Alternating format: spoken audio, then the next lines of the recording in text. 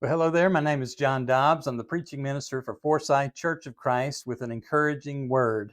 It's easy for us to get comfortable in life by just doing the same things that we always do. It's a routine, and it's not a terrible thing.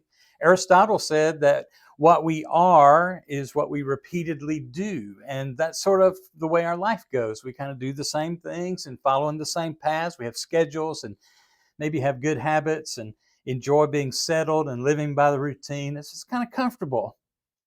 That's not real life, is it? That's not the way it always is.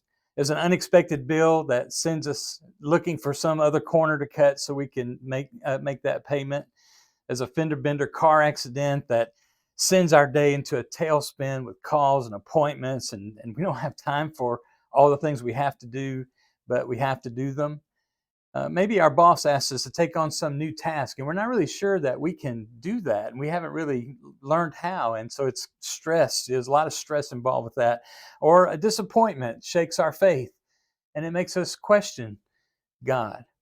In the book of Joshua, we see Joshua's in a time of transition. He's always been Moses' assistant, and now Moses has died, and somebody has to lead the children of Israel. So Joshua was the chosen man. And you can read that book in the Old Testament and all of the exploits and challenges and the courage of Joshua, all the experiences that he had.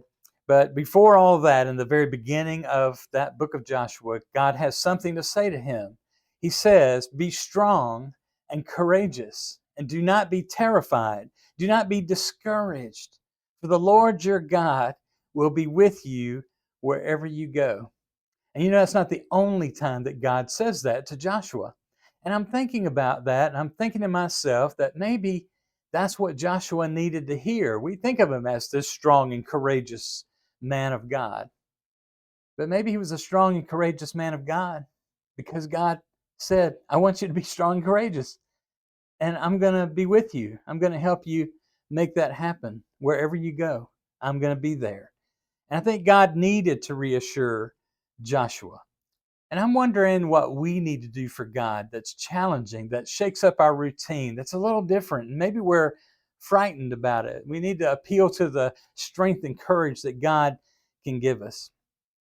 I don't know, maybe it's as simple as and as difficult as turning away from some sin that's so persistent in our life. And there's a little fear in leaving that behind. We don't want to, except that we want to please God, and we want that to overcome our own frailty.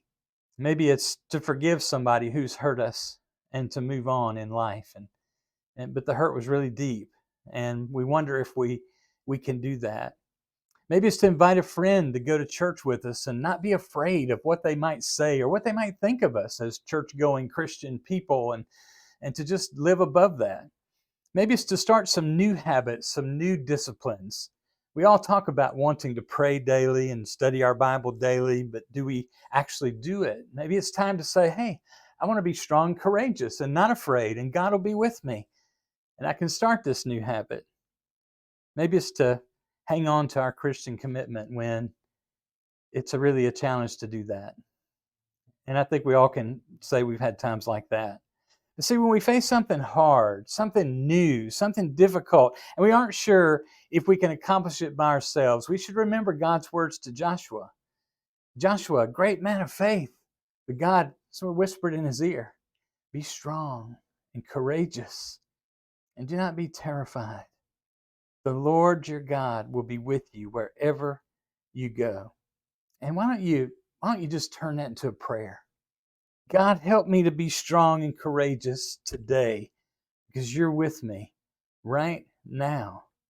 Not you're going to be with me, not you might be with me, but you are with me. So I don't have to be afraid. And I can be strong because of you.